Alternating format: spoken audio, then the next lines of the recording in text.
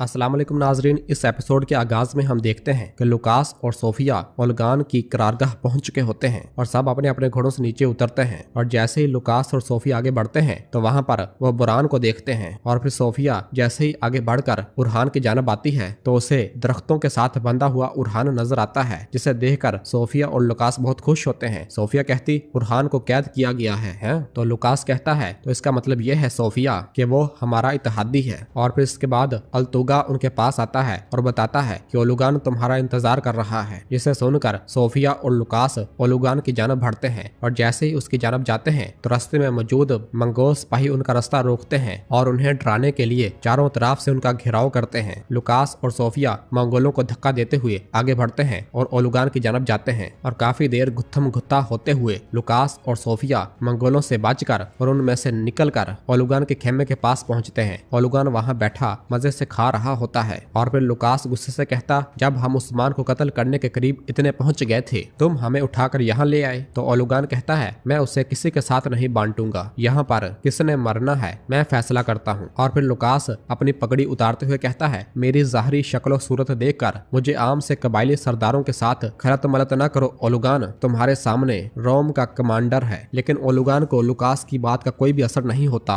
और वो मजे से खाता ही रहता है। और फिर सोफिया कहती है, तुमने उस्मान के साथ क्या किया? इसमें कदम उठाने की शक्कत भी नहीं थी। जिसे सुनकर ओलुगान सोफिया के पास आता है और उसे देखते हुए कहता है, तुम एक ज़हीन औरत हो, क्या पूछना है, तुम अच्छी तरह जानती हो। और फिर उसकी आंखों को देखते हुए कहता है, तुम्हारी आंखें तुम्हारी शक्ल जहर की तरह है और मैं जहर को पसंद करता हूँ। मैंने कबीले के तमाम कुओं में जहर डाल दिया। ये सुनते साथ ही लुकास बहुत हैरान और परेशान हो जाता है, जबकि सोफिया के भी रंग उड़ना शुरू हो जाते हैं और उसके मुंह से बेसाख्ता निकल आता है पोइना। और वो उस लम्हे को याद करती है जब उसने काई कबीले भेजने से कबल पोइना को गले से लगाया था और कहा था, मेरे इंतकाम की छोटी चिड़िया। और उसे सोचने के बाद कहती है, हरगिज नहीं मेरी चिड़िया, हरगिज इस पानी से कुछ ना पीना। और फिर आगे बढ़ते हुए ओलुगान के पास आती है और कहती है, वो जहर क्या है, क्या उसका तरियाक है? तो ओलुगान कहता है, लगता है कबीले में कोई ऐसा है जो तुम्हारे लिए बहुत कीमती है। जिस पर सोफिया कहती है, मुझे तरियाक दो ओलुगान। तो ओलुगान कहता है, मुझसे कुछ मांगने के लिए पहले मेरी मतलूबा चीज करने की जरूरत है। तो सोफिया पूछती है, तुम क्या चाहते हो?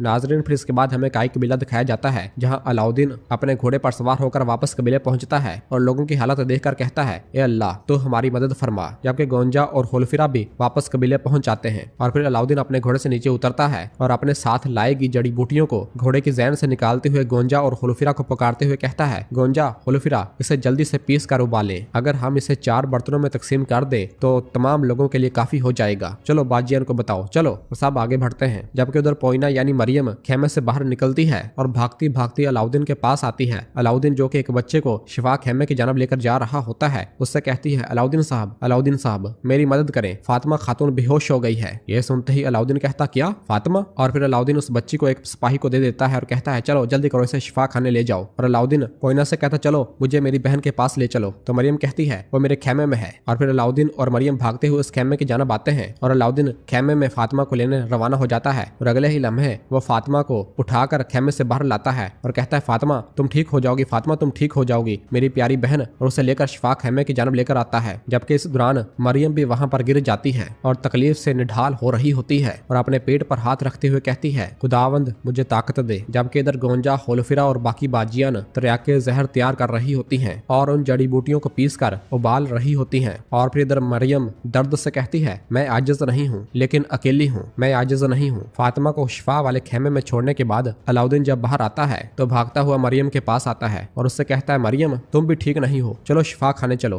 और उसे पकड़कर शिफा खेमे की जानब लेकर जाता है। जबकि पूरे कबीले में बीमारी की वजह से तमाम लोग बढ़ते ही चले जा रहे होते हैं। और फिर रात के वक्त जंगल में एक घर में उस्मान साहब और बाला मौजूद होते हैं और उस्मान साहब बाहर से कुछ गोश्त लेकर आते हैं और उसे आग के ऊपर रखते हैं। जबकि बाला की हालत ठीक नहीं होती और वो सोई हुई होती है और बुखार की वजह से उसका जिस्म जल रहा होता है। उस्मान साहब की हालत हालत भी उस जहर की वजह से ठीक नहीं होती और उस्मान साहब बाला के पास आते हैं और उसे उठाते हैं और कहते हैं बाला। बाला कहती है उस्मान साहब कहते हैं तुम बुखार से जल रही हो और फिर कुछ पत्ते बाला को देते हुए कहते हैं अपना मुंह खोलो और ये खाओ, ये तुम्हारे लिए मफीद होगा, ये जहर के असरात को कम कर देगा। और बाला वो पत्ते खाने लग जाती है और फिर कहती है अब कबीले के लोग क्या कर रहे होंगे। तो उस्मान साहब कहते हैं बिल्कुल फिक्र ना करो, अलाउद्दीन यकीनन इसका कोई इलाज ढूंढ लेगा, हम भी साबित कदम रहेंगे बाला अपने बच्चों के लिए। और फिर कहते हैं जरा मुझे देखो, जब मैं तुम्हें इस तरह देखता हूँ मेरे जहन में तुम्हारे पकड़े जाने का वक्त आता है, पहले ये वतन है लेकिन इसके बाद। तो बाला कहती है देखो मैं एक मजबूत औरत हूँ प्यारे कारा उस्मान, तुम्हारे साथ एक ही रास्ते पर चलने वाली औरत आसानी से नहीं गिरती। उस्मान साहब कहते हैं तुम मजबूत हो, हाँ यकीनन मजबूत हो, हर मजबूत औरत के पीछे एक पहाड़ है, तुम्हारा पहाड़ मैं हूँ, तुम्हें कुछ हुआ क्या मैं इसकी इजाजत दे सकता हूँ। तो बाला कहती है तुमने पहाड़ का जिक्र किया, मैं अब बेहतर हो जाऊंगी, लेकिन उरहान अब वो दुश्मन के हाथ में है, बेटे के बारे में सोचना मेरा दिल जला रहा है। तो उस्मान साहब कहते हैं फिक्र ना करो, उरहान मजबूत है, वो मेरा खून है, उसे आसानी से कुछ नहीं होगा और वैसे पहले इन्हें मुझे अबूर करना होगा। और फिर कहते हैं बिल्कुल फिक्र ना करो, हम इस जहर को बर्दाश्त कर लेंगे, दुश्मन को भी बर्दाश्त करेंगे। बाला कहती है इंशाल्लाह। और फिर उस्मान साहब कहते हैं हमारे लिए और हमारे बच्चों के लिए, अपनी रियासत के लिए मैं आखिरी सांस तक लड़ूंगा, तुम देखोगी, चलो सो जाओ और आराम करो।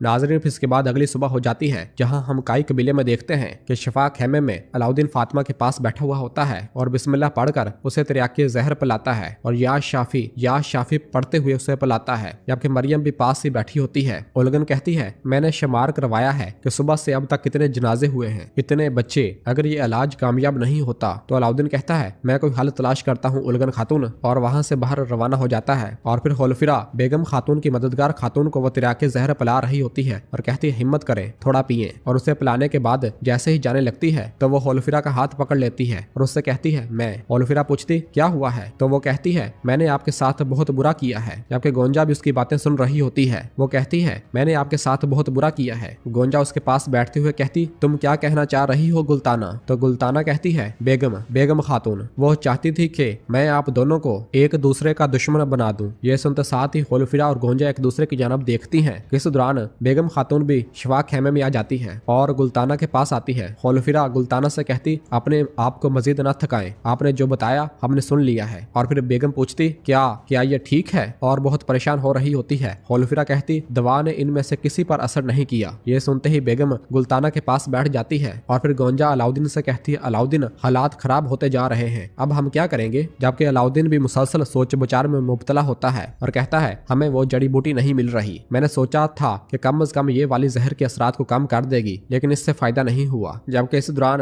गुलताना भी अपनी आखिरी सांस लेकर फौत हो जाती है, जिसे देखकर बेगम कहती गुलताना और उसे हिलाने की कोशिश करती है, लेकिन गुलताना मर चुकी होती है और कहती है क्या ये मर गई है। अलाउद्दीन भागता हुआ गुलताना के पास आता है और कहता है पीछे हटे बेगम खातून, मैं देखता हूँ। और अलाउद्दीन जैसे ही गुलताना को देखता है और उसकी सांसें चेक करता है तो उसकी सांसें थम चुकी होती हैं। और फिर बेगम रोते हुए कहती है इसने तुम्हारी तैयार करदा दवा पी, लेकिन ये मर गई है, क्या इसका कोई चारा नहीं है। तो अलाउद्दीन कहता है मैं इसका इलाज तलाश करूंगा, चाहे कुछ भी हो मैं इसका इलाज तलाश करूंगा।